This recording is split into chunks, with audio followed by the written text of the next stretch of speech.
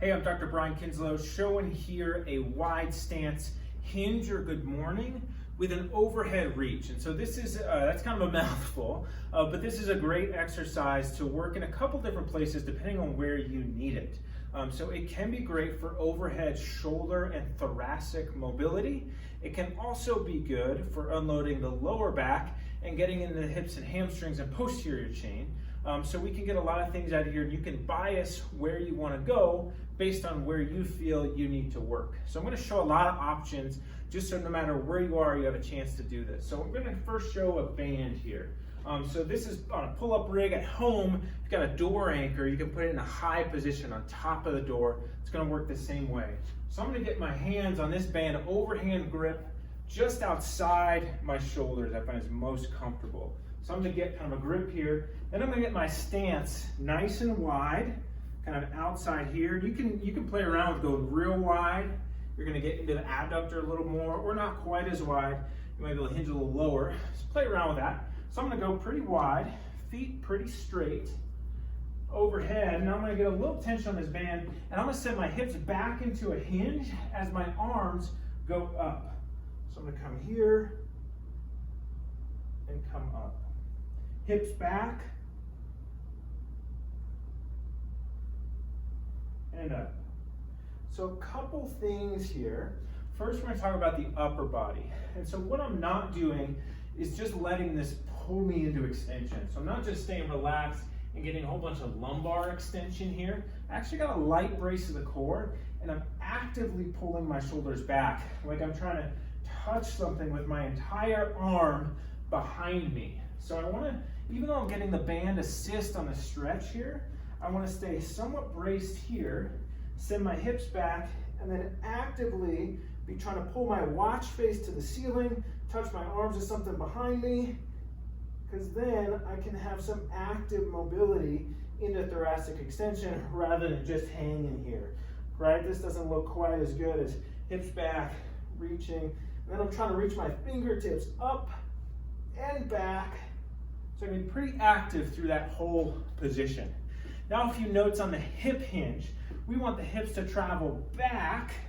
We don't want to round through the lower back there, okay? We want the hips to travel back pretty flat until I get into the hamstrings here. Knees are relaxed, so I'm not locked out in my knees, because then you just might get some neural tension that can be uncomfortable. So I want to keep the knees relaxed, coming back like that. Just a nice good hinge. Typically hold each one for 10-15 seconds. Do a couple, spend a few minutes here. This one can feel really good. You can also experiment with palms up or thumbs up, just to see, does that make your shoulders feel any different? Some people are a little more comfortable there, so you can kind of play around with that. A few options or variations. So I got a set of rings here, or a TRX can be great. About chest height. These might be a little low, but chest height.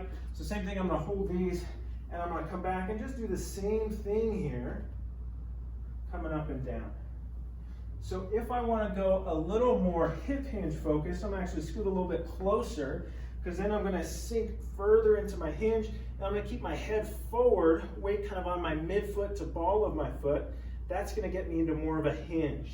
If I step back and I really lean back, then I'm going to get a little traction through the shoulders and the spine, and that's going to be more upper body focused. So the same thing on the band. Depending on where my weight is, we can get different things.